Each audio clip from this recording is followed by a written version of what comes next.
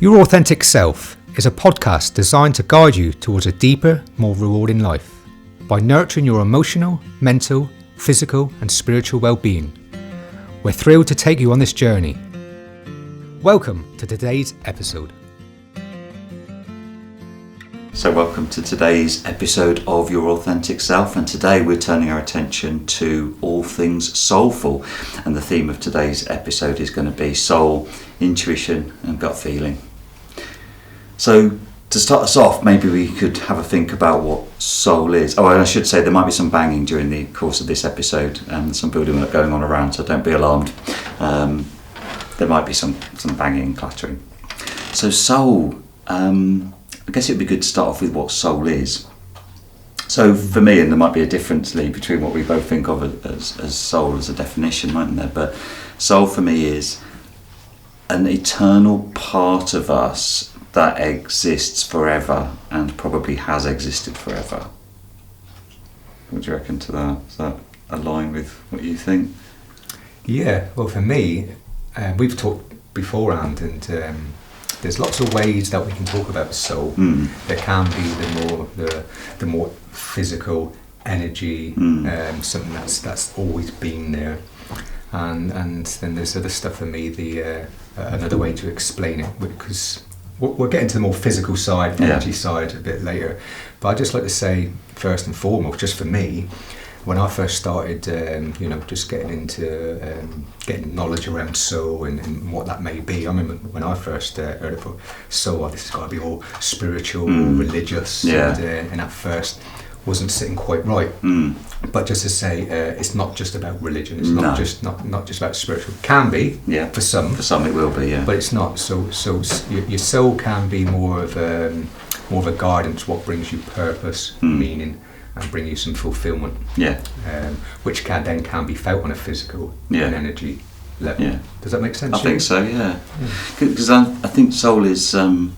It's hard to define, isn't it? Probably philosophers have tried to do this forever, and here's us trying to do it in the course of one podcast. But I think soul is all of that. It contains all the wisdom and the knowledge of who we truly are. So it would know kind of what our purpose is, or what gives us a sense of meaning in our lives.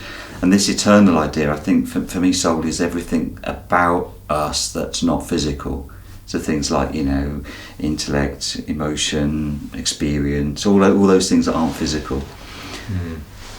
And I think that it kind of contains and carries the message of who we truly are through many different experiences, and probably, I do believe this, through many different lifetimes as well.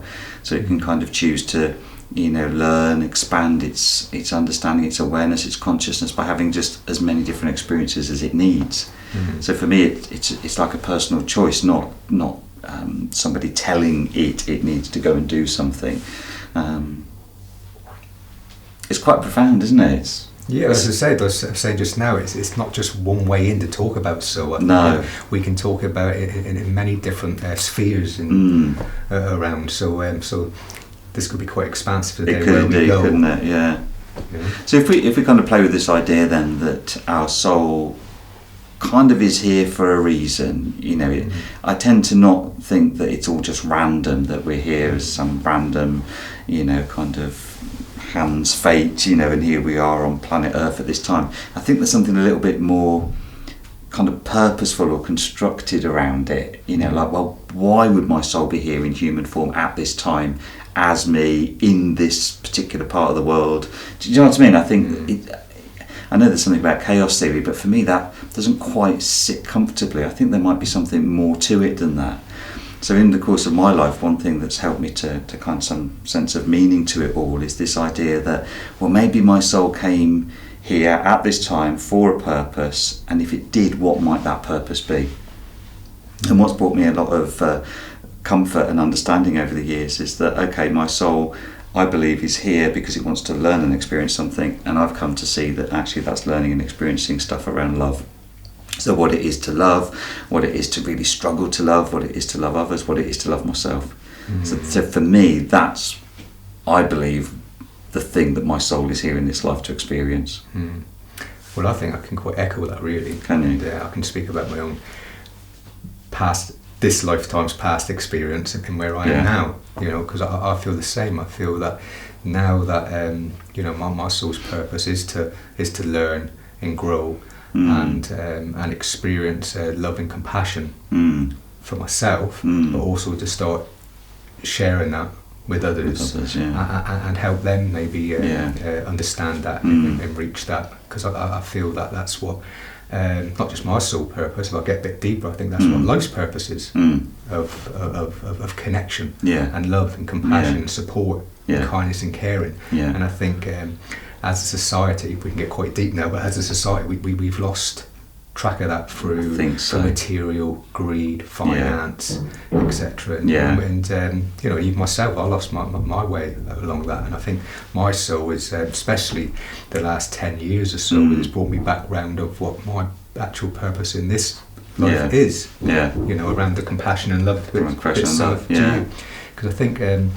going back a long time ago, I wasn't so connected to that stuff. Well, I was, but it wasn't at the forefront.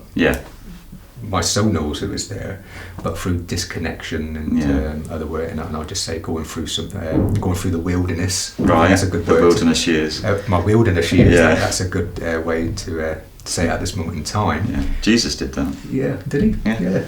Went off to the wilderness anyway. 40 days, I think. I'm in good company. Yeah. So, but there was a time that where I was disconnected, and there was a time that I was in that wilderness, but I just maybe it was my soul that said, actually, what are you doing? This isn't really who you are. It didn't feel right to me anymore. So, but I think that's when I started listening to my soul and choosing a different way of thinking, feeling, and being. Yeah. That's good. Because people listening to this might kind of think, well, everyone could say that their soul purpose is to love, couldn't they? And it's probably true, but having done soul work for a long time, I know that when I've worked with different people, there's different purposes that have come forward. Like I'm remembering one person who their soul journey was more about finding balance. It was about, for them, it was about how they could move from being in these extreme positions of ways of being or thinking or whatever, or feeling, and finding balance. And I know that other people have kind of had they felt like their soul purpose is about helping to develop their creativity, and what it is to really be a creative force on planet Earth. So just so happens that we're both feeling our soul purpose is about love, but I think for other people it is something different sometimes. I think it's going back to what I said just now. Some people it can be, I know I'm going back to this, but it can be something religious or spiritual. But like I said, it can be, but it doesn't mean it is for everybody. No. As you said, some people maybe through art, the creativity, maybe through food, maybe through sport, maybe whatever is giving them a purpose and a meaning and some fulfillment in their life. Yeah, absolutely. I just find it's like really hard, isn't it, to kind of put across this idea of what soul is. Just to define it is really difficult. In 45 minutes. It's pretty hard, isn't it?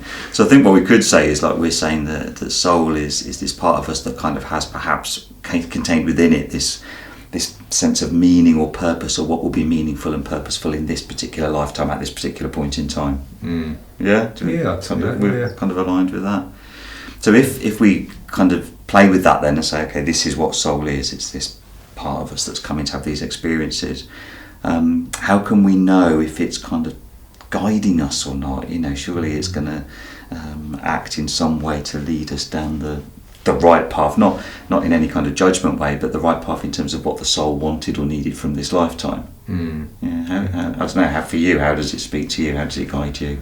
The only way I can explain it, I'd have to bring the mind in alongside soul, because obviously our mind or stuff that we've learned and or people have put belief systems in us can make us think that who we are and what we want. But I suppose for me there was a time in my life, I'll go back to the wilderness there, so that's the word of the day. It is, isn't it? But there was something more deeper than that. There was more of a physical energy around that for me. That was if I can explain it quite simply, it's like a part of me was wanting to do one thing, but there was another part of me that had a discrepancy. Actually, that's the difference. It doesn't feel right. There's a feeling to soul. Mine is I think. but it was the soul is more of a physical energy for me, and that's like in the body physically. Yeah. Well, actually, I feel that it can be internally or externally. If I really give that a moment to really connect with my soul, and I can close my eyes or really try to connect with it, I can come up with visualizations. Yeah. I get the same visualization with my soul. I know then that I'm connected to my soul, and I can feel that internally in visualizations, but also it radiates out. Yeah. It feels vast. Yes. Yeah. Vast out into the room. That's what I say to some people who start to learn about connecting with soul. You know, does it feel more internal or external? You know, and really try and get a sense of it. So for me, it's more of a physical energy and feeling with visualization. Like we said before, it's to narrow it down into one thing is pretty hard, pretty difficult. So it sounds like it comes to you, like these images, it sounds like they come to you as opposed to you sitting there trying to create the images. They just come to you. And I think the more that I speak to myself, but the more that I've tried to connect with my soul and allow it to be part of me within my life, sometimes, like you're saying, I don't have to sit down and try to do some mindfulness or some meditation around it. It's the more that I've learned to be with it, I can feel it pretty quick. You know, because you've built that relationship with it, I guess, so you know how it speaks to you. I suppose the way my soul speaks to me is a bit different in that it gives me a very strong, almost like gut feeling about whether something being okay or not.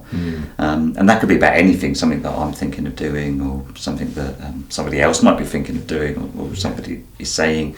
And sometimes it's quite strange. I get this strong feeling, and then like I can try and explain this, but in my mind's eye I see either a tick or a cross in my chest. So tick is like, it's okay, or cross, no it isn't. But I see, it's hard to explain. I see that in my mind's eye, but I see it here. Bizarre, isn't it? And it's usually very accurate. It is. The times I've gone against that, I've come to realise why I shouldn't have gone against it. Well, that's the interesting, because I do speak about people that I'll go back. For me, it's about an energy, and I think I've always had this energy here, even since I've been a very young child. An awareness of, because all we are is a massive energy. You know, and so we can pick up on our own energy, we pick up on other people's energy. And like we've talked before, we can use because some people don't like the connotation of using the word soul, but that's okay. You use the word soul, gut, higher self, intuition, instinct, power, higher power. There's loads of words. You get. But I like say to some people, have you ever been in a situation and you had a feeling that actually I don't think I should do this, and we can even talk about that, and we bring this in about even relationships. I don't think I should do this, but we do it anyway, and then we regret it. Well, for me, that's your soul. That knows who you are, what you are, and what you need. Absolutely. And that's what we need to start. For me, it's my soul now. Any decision or anything that happens in my life, that's what I listen to most. Because I can trust that more than my mind. Me too, absolutely. And that might be hard for people to understand, mightn't it? Because we live in a kind of mind-dominated society, really, don't we? Where it's all about training the mind. You know, like even kids at school, it's all about what you can learn and remember in exams, isn't it? There's very little emphasis in our world on what you feel about something. It's all about learning and mind stuff, isn't it? But I think actually for me, listening to soul is far more accurate than mind. Definitely is, because the soul will say, do this, don't do this, or whatever it might guide us, and then the mind will immediately leap in and say, won't it? But what about? But that's the thing, the difference between the mind and the soul as well, because for me, this might just help people listening as well. Of okay, how can I just start getting into this? Just to explain, because I've explained about the mind and the soul. But if I'm really trying to get a sense of, what do I really feel here? What's really right for me here? The mind will come up with probably about 20 different variations, 20 different questions, 5 different answers, maybe critical. But actually, when I connect with my soul sometimes just gives one word answers. Oh, absolutely. Maybe just one sentence. But it's normally compassionate and positive. Absolutely. Nothing else. No, that's it. I know that if something's more self-doubting, more critical, or very busy, That's mind. Absolutely, yeah.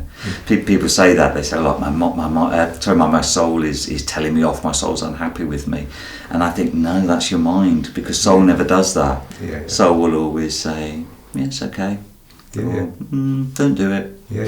It doesn't judge, does it? No, keep going. Yeah, Yeah. it doesn't judge. Yeah. I don't think the soul would ever be angry or upset with us. No. I think it has like this unlimited potential for love and compassion. It's always calm. Yeah, always relaxed, and yeah, and very, as you said, very direct. To the point of view, positive, compassionate. Yeah.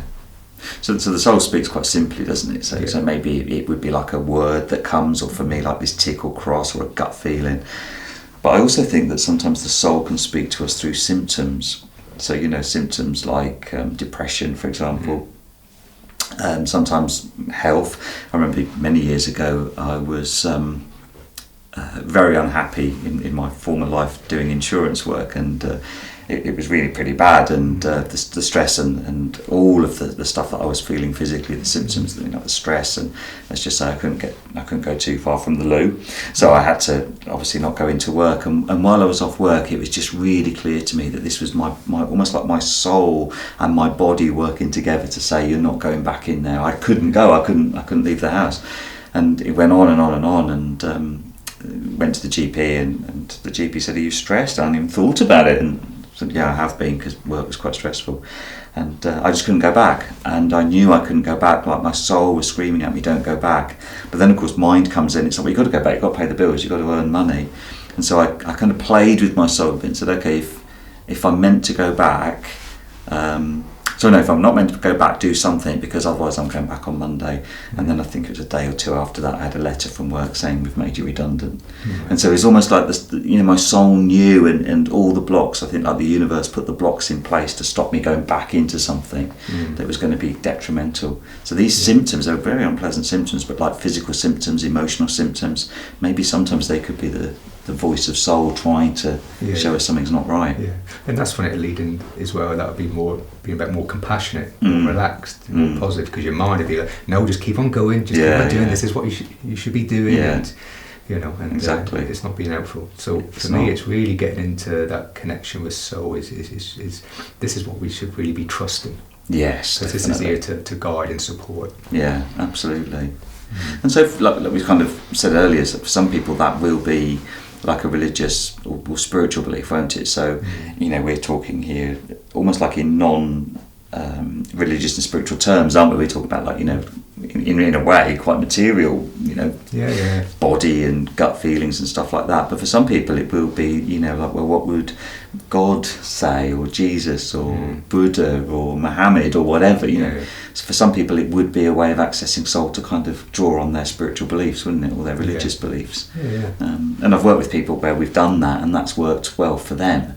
So this isn't excluding any kind of religious or spiritual beliefs, is it? But for us, it's not quite that. No, well, that's what I'm saying. It's about this is an individual thing. So it's not like, personal. Well, this is what. Actually, it's not like saying, well, this is exactly what soul is and should be, and it's put into boxes. It's whatever it is for you. I think that's the important thing.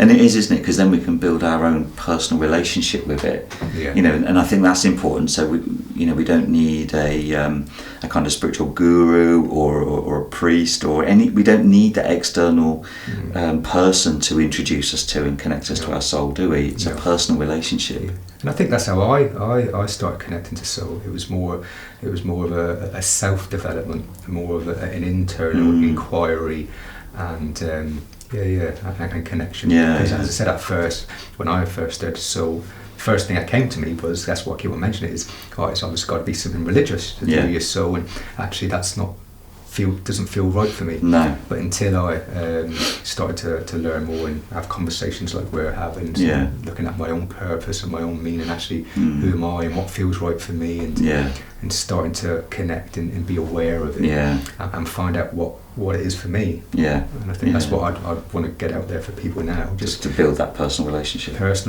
What is it for you? What's going to support you? What can you trust?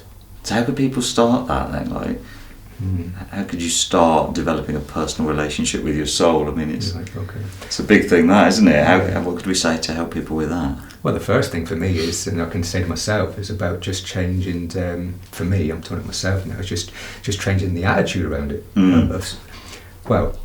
Or not listen to the mind around it. Yeah, so being open-minded. Being open-minded, have a more open attitude and open mind to it, and more of an inquiry, and just, what have you got to lose? Just try to feel into it, and just try to inquire into it. Because for me, it was at first, my mind was, no, this is just religious. Yeah.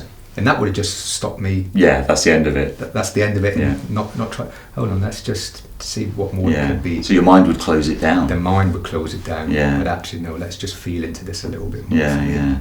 I think that's a good thing, isn't it? We have to kind of overcome any resistance the mind might present. Yeah. I think that's the first thing. Yeah. And then almost like, you kind of paint this picture of kind of sitting quite peacefully almost, and just like, I don't know, have the intention of connecting to soul, or is that how you do it? Having a different attitude, but an intention. Intention, yeah. And having an intention and an inquiry into it. It's almost like, feels for me, when you describe it, like for you, you've just sat and allowed it to come to you. I suppose my first experiences of connecting to soul was me kind of going to it. Right. So I would kind of again have that intention. Okay, I want to connect with my soul right now, and I found it quite, well, for me, easier to have a connection to soul if I kind of imagine it to be like an external character. Right, it just helps me to build that relationship with it. So a long time ago now, many years ago, I kind of sat with this intention. Okay, I'm going to go and meet my soul. So I went on this kind of visualization journey to meet my soul, and this kind of a bit Merlin-like figure appeared in this visualization. He was just kind of sat on a rock by a river, and that for me has always been that representation of my soul, is kind of like wizardy, Merlin-y figure. I'm sure it isn't, but it just helps me to have like something to connect to in that way. But in that moment, you're more connected to soul. Yeah, exactly, yeah. So now I just imagine this Merlin figure, and like, can we have a chat, got some questions, and so I'll have that dialogue with this Merlin wizard figure. And I'm sure it's not a wizard or Merlin. It's just something that helps me to connect to it. Well, I can picture that for myself, because I get a visualization image, and I think that's before I get to that, I think that's the most important thing. It's then knowing when you're actually in that space, within that connection. Because when I work with people as well, it's about, because I work with the heart as well. I know sometimes you say the heart and the soul, but I like to separate them, just me personally, because I know when I'm connected to my heart, that feels different. There's different visualizations there. The energy feels different. And when I'm with my soul, energy feels different, visualizations are different, and also emotionally and bodily. So I know which one that I'm actually connected with. What's the difference then for you between heart and soul? Well, when my heart energy is more up around the heart area. Yeah. But I just like to know when my heart's open or closed. So that's like for compassion for you, for compassion others. in others. Yeah. Am I compassionate to myself? Yeah. Am I open to myself in others? Right. But also there. Sometimes I get visualization. Sometimes it's I don't know if it's my hands or it's someone else's hands. I would imagine it's my hands with a heart on it. Yeah. But I'm reaching out to the other person. Yeah. Not saying that that's really there or not there, but I just know when I can picture that I'm there. Yeah. I know that my heart is more open. Right. And that feels more external. Yeah. Too. When my heart's closed, it's very much more constricted. Yeah. And there's no visualization. No. And it's more tight. Yeah. So I don't feel that when I'm connected to soul. No. When I'm connected to soul, my soul it starts more down around my stomach area, I would say, to start with. But the more I'm connected with it, that's when it starts to resonate out, and it's pretty vast. Yeah. It's big. It's bigger than the heart. Yeah. Energy. Yeah. And I've always, when I first started connecting, I've always got this old wooden ship. Like a Viking sort of ship, or that in that sort of era. And when I first started it, I was just stood on it. But sometimes I'm on it and I'm rowing. But it's always going forward. It's always on water. So I know then if I'm trying to get some answers from my soul or inquire, or it's got a message for me. Yeah. I know then. But connected. I'm connected. I'm there, and that's when I'll listen. Yeah. And I always say to people as well, when people first started connecting and we're doing this sort of thing, and okay, so what would, if someone had a message, what would you like to share with you? And they'll say to me, well, I think I should do this, and then no. As soon as you use the word think, your mind, you're back into mind. Yeah. So getting back to myself, it's I know that when I've got that visualization, that energy, that vastness, I know I'm there. Yeah. So then I can trust of the messages coming. And once I said, it's always very relaxed, soft, positive, compassionate, and very short. Yeah, absolutely. Very non-judgmental of us and others. Yeah. Because of course it knows, doesn't it, that everyone pretty much is just doing the best they can do in whatever situation they're in.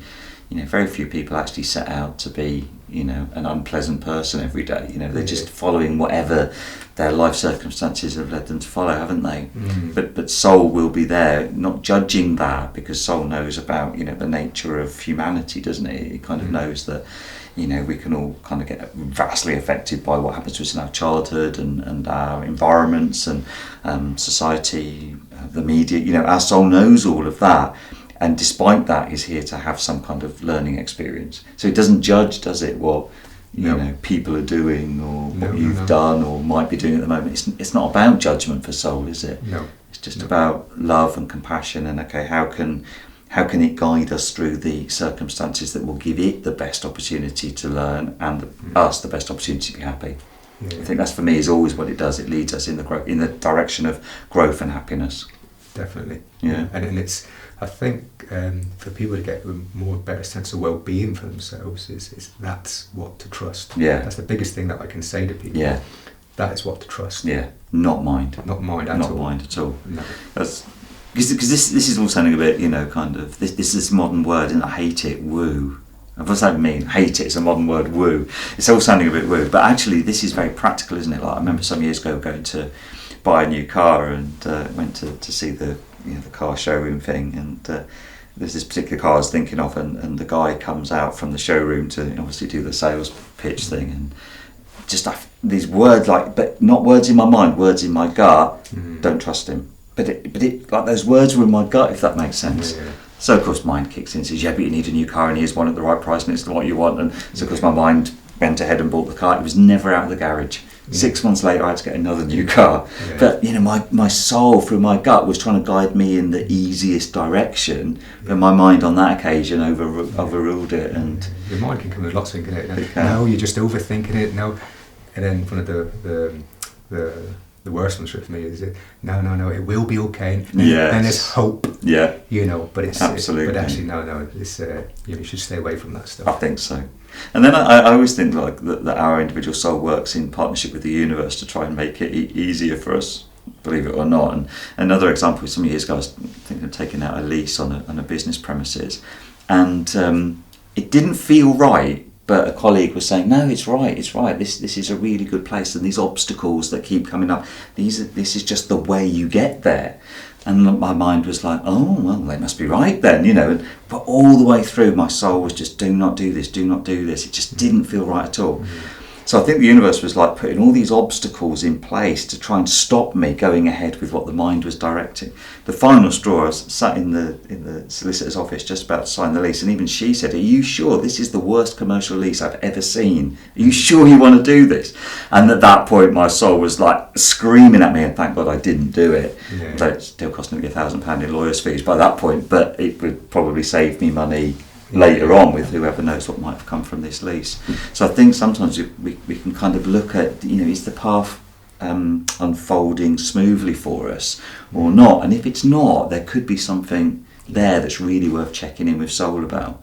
Is it just the normal difficulties to get somewhere, or actually is something trying to stop you here? Yeah.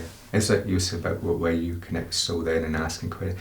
I do this, and nearly most of my things in my life now, it doesn't matter if it can appear quite trivial or subtle, or into big major decisions. It doesn't really matter. It could have even and I've talked to people before that just made decisions about I'm thinking about joining this team, or should I stay over here? And so okay, well let's, and then connect to that stuff. But and then actually they made decisions. Actually, no, you know what? I'm comfortable. relax. This feels right.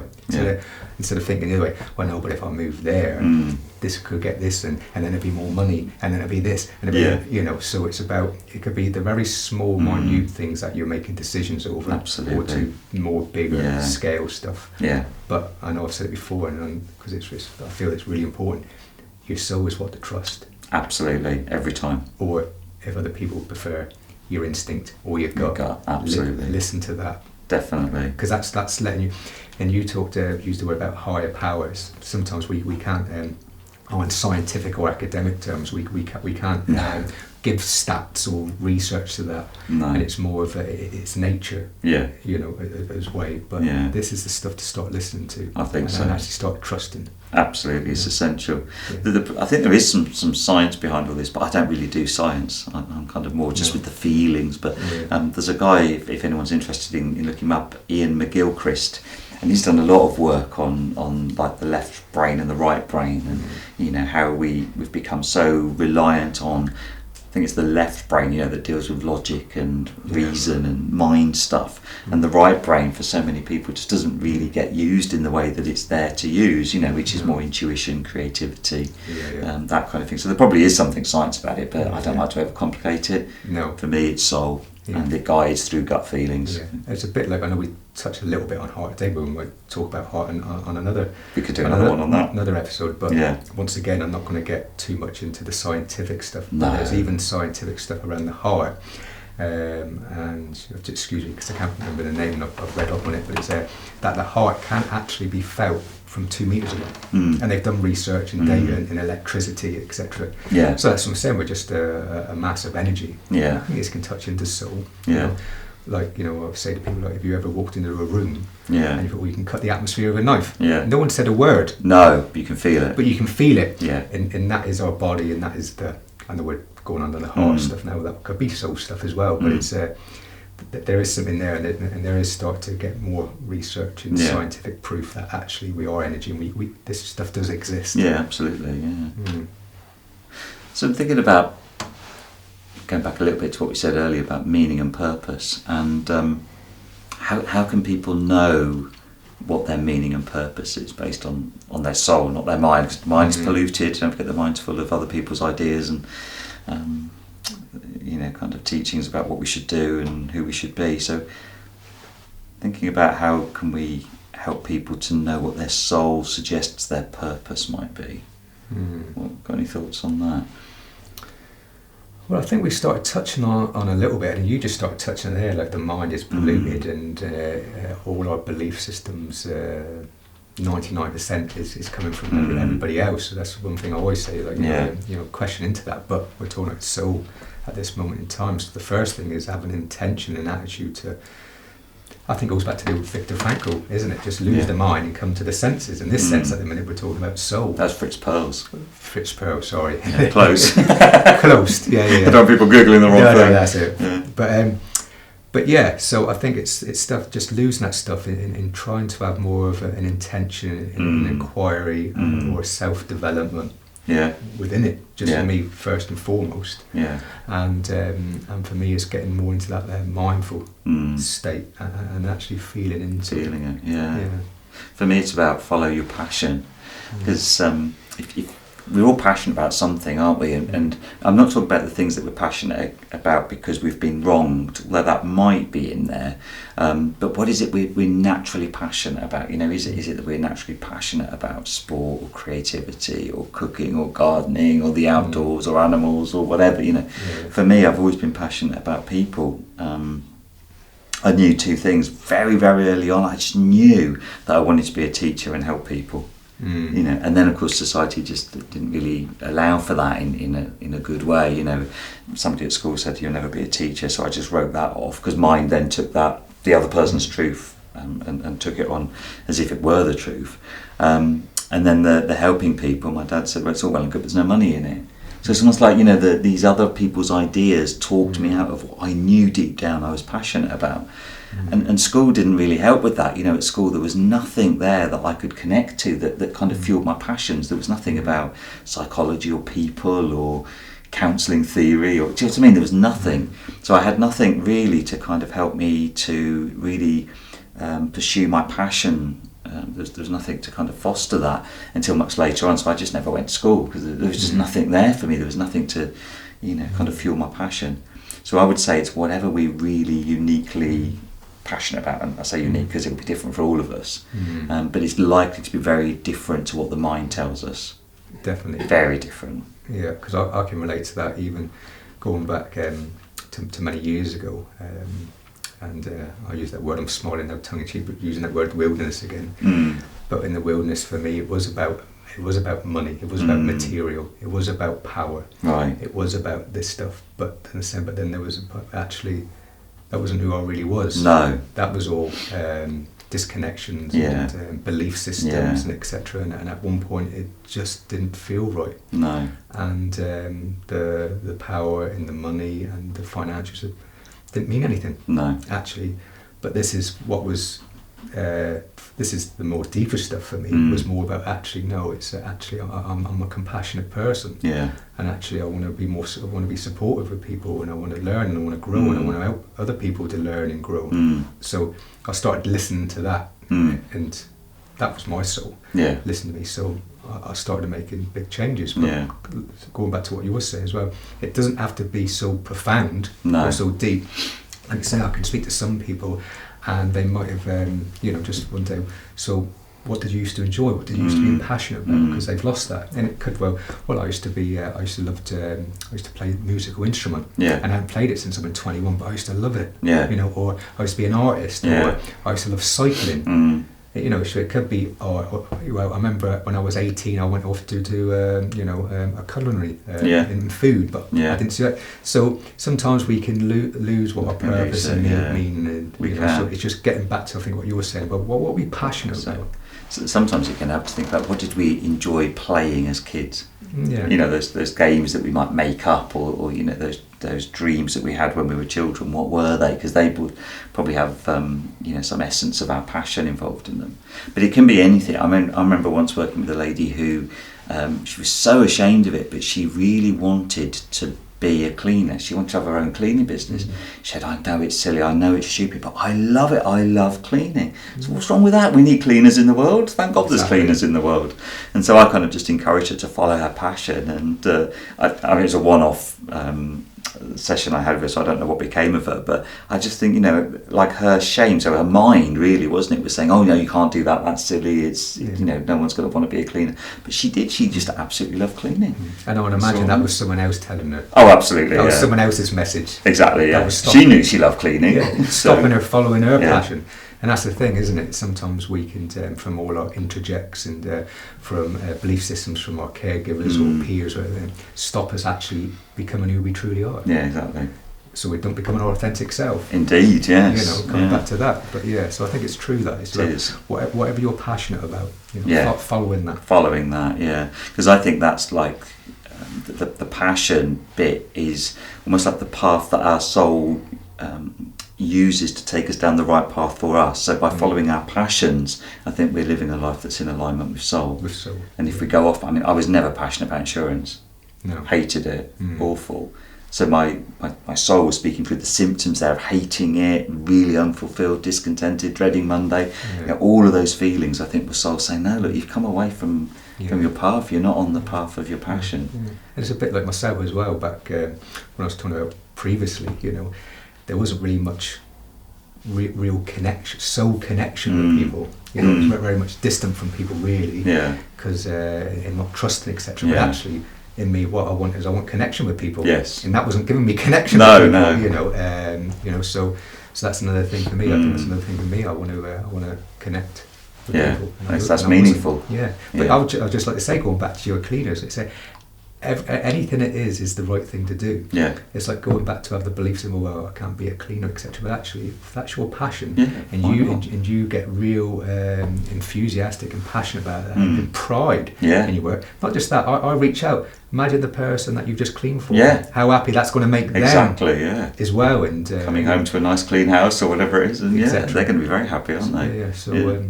But yeah, I wanted to make that point because people might think that whatever their passion is, they might think, oh, but that's silly, it couldn't be that, surely that's not what my soul's here for, to clean. Yeah. But it's whatever brings us joy, isn't it? It's whatever makes us happy. Yeah, and I think that's why I bring it back to Fritz Perls. Sometimes it's losing the mind stuff and just coming back to feeling and get a sense of who you really are. What would really make you happy and passionate and fulfilled? Yeah, absolutely. So the other thing that we were going to talk about in this episode was how we feed our soul, because if we think of our soul as like a living part of us, it needs stuff, doesn't it? It needs, like any part of us, it needs nourishment, it needs caring for. So I think it's useful to think about how do we care for or feed our soul. And I think that's going to be, again, different for all of us, isn't it? So how do you feed your soul? Well, I suppose I've started touching a little bit today that for me about still learning and growing and staying caring and compassionate, etc.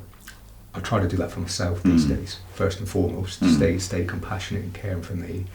But the other thing, and also resonate that out for other people, because if I'm taking care of myself and compassion myself, it's going to easily be then resonate to other people. But I also said I like to connect with others. So I suppose we're here doing a podcast, reaching out, and so this is feeding my soul, reaching out to other people, and maybe helping them become their authentic self, like I've started to learn and do. In reaching out, so that feeling, and obviously being a therapist as well, that puts me in that situation where I'm also connecting with other people and bringing that compassion in out. So I think those are things that I do, but also, so I think for me, a lot of my soul stuff is about supporting and helping others. And that's what I'm doing. It's like now also I help out on a children's football team, which feeds my soul, and youngsters getting to, being enthusiastic and liking what they're doing, and that's their passion, and so I get stuff out of that as well. That's what it is. There's lots of little things that I do, but it's all around connection and support with others, I would say. Mine isn't sport, as you might not be surprised to learn. For me, it's music. Definitely would feed my soul. Just to just sit and just listen to music. Such a wide taste in music. So anything music, pretty much. And nature. So like rivers, woods with rivers are even better. That kind of place, that setting definitely feeds my soul. If I just sit, or walk in that kind of environment, that's definitely soul food for me. Things like just taking time to sit with soul for a bit, like we were saying earlier, that feeds the soul. But I think it's important to recognise that often what will feed the soul isn't necessarily us doing for others, because we can get caught up in that, because of course our soul might want us to do for others in terms of following our passion and our path, but it will also want something that's more about us, something that's more some people might, or the mind would probably label it as selfish. It's kind of like go for a walk on my own somewhere. Some people might, that's a bit selfish, isn't it? No, actually it's soul food. I think I can relate to you because because when you started talking about music and nature, I felt a smile, an internal smile, because that feeds me as well. Just listening to rivers, listening to the sea, just being out in the woods. But music, I can get lost in music, and a bit like yourself, it's not being savvy, because sometimes I like isolation. Yes, me too. I like my own time. I like isolation. And actually that helps me reset. And we used the word balance before. Just balancing my nervous system. So actually, it's not being selfish. Actually, it's about feeding my soul. It's about self-care at times, and have a bit of isolation. Absolutely. And I don't think people really recognise soul enough and recognise its needs, and so therefore don't feed it. But I often say to people, you wouldn't go for a week without eating, or a week without drinking or breathing. The body needs these things to function, and so does the soul. The soul needs its soul food. And do we always make time for it? In a busy week, how often do we take 10 minutes to do something that's going to feed soul? That's right. People don't, do they? And then we could say it's being selfish, but for me it's not, because I think I've mentioned it a little bit earlier today, is that actually if I'm taking care of myself, I'm in a better position to take care of others at the same time. Definitely, So it's not selfish at all. It's not selfish. Almost like essential, never mind selfish. Essential, It is, yeah. hard, isn't it, to kind of do a topic as huge as soul justice in a short episode of a podcast. It's not easy to do it, but I'm hoping that in our conversation around this, it's kind of just maybe opened up doors of thinking for people, that it's not all about what the mind says, is it? No. It can't be, because the mind will often take us into and keep us in circumstances that are really difficult, painful, kind of wrong for us. And when I say wrong for us, I don't mean in a judgment kind of way, but wrong for us in terms of aligned with who we truly are at our kind of soul level. The mind doesn't really know, does it? And as I said, I think the mind will lead us into areas we don't want to be in, and that could be work, it could be relationships, or it could be other ways. It would just override what our soul actually wants by justifications and excuses. Oh, absolutely. Etc. And hope. And, absolutely. If you find yourself thinking, I can't because, that's definitely mind that's kind of stepping in to stop something, isn't it? Absolutely is, because the soul doesn't know limitations to its kind of fulfillment and destiny, does it? The soul doesn't worry about things like finances and bills and all of those kind of things, because it knows that following that path of purpose, all of that's taken care of anyway. So it doesn't worry about the small details, does it? No. It's okay. So I think you said trust it. Trust. Sounds like that would almost like be your takeaway from this, wouldn't it? Trust your soul. Trust. As I said, I'll go back to the word for people to prefer another word, but to me it doesn't matter what word. But for me, I use the word soul. But trust your soul. Trust your gut. Trust your intuition. Because that's real. That's it. It is real. In a very non-real way, because it's not physical things. Like if you try and like pick up your intuition or pick up your gut feeling, it's not physical. It's not real in that way, is it? But it's so powerfully real in a kind of energy way. And that's why I think people can relate to what I said earlier about have you ever been in this situation and there was a feeling that I just feel I shouldn't do this. But you do it and then you regret it. We've all been there. We've all done that. And that's why I go back to that's what you should be trusting. Because you said a bit earlier about that higher power, but there's some things that we won't understand, but I can understand feeling. Absolutely. And I think for anyone who's thinking, okay, how can I know if this feeling I'm having is soul? The example I often use is think back to a relationship that didn't work out. And there was a feeling, wasn't there? There was some knowing that this wasn't going to be all right, it wasn't going to work, or this marriage isn't quite right. There's that knowing that's not in the mind, isn't there? And then if anyone's had that experience, I think it really helps to connect to I know that feeling. And I think that just break that down right into layman terms. If you get a feeling, this doesn't feel right, it's probably because it isn't. Exactly. And of course the other way, if it feels right, it probably is. And it probably is. It's worth checking that too, because sometimes the things that I've done that are a bit mad by mind standards, like giving away my counselling training company, giving it away almost, that seems mad, doesn't it, after working so hard to build it up? But do you know what, it felt so right. So that feeling of it being right is as valid as it not feeling right. I think soul will give us feelings either way. And I think if going back to you, I'm maybe turning a term, but you can say that, but you giving away that actually was much better for your well-being. Absolutely, and I instigated that because my soul was absolutely screaming through the symptoms, get out, it's too much, get out. Too much, so I followed it, and here we are, doing podcasts instead. And rebalanced. Indeed. Through following soul. Seems like a good point to end on. I think so. I think like you were saying, it's very hard speaking within in a short time. But I think we've said to be before, it's just to give someone a little bit of moment to have an own inquiry themselves, their own reflection, and their own and their own feelings on it today. And I'd go that to any of our podcasts. It's just giving a snippet for people to actually start to have their own question and their own reflection within the things that we talk about. Absolutely. And if they want any more support in that, then to reach out to people that can maybe give them some more growth and some more guidance with it. Indeed, And on that note, one of the places people could reach out to is the Your Authentic Self Facebook page. We have got a Facebook group actually, so if you wanted to join us there, then occasionally we post things, don't we, that could be of interest, so do feel free to join us on the the Your Authentic Self Facebook page. It's hard to get that out, it's a bit of a tongue twister. And it'd be really great if you could like or subscribe to our podcast on whatever platform you're listening to or watching this on. That would really help us out a great deal. And we'll see you again on the next episode of Your Authentic Self. We appreciate you taking the time to listen to us today. If anything you have heard has resonated with you, you would like to explore more, or have found difficult, you can get in touch with us. Our details are in the show notes below, along with some other useful links.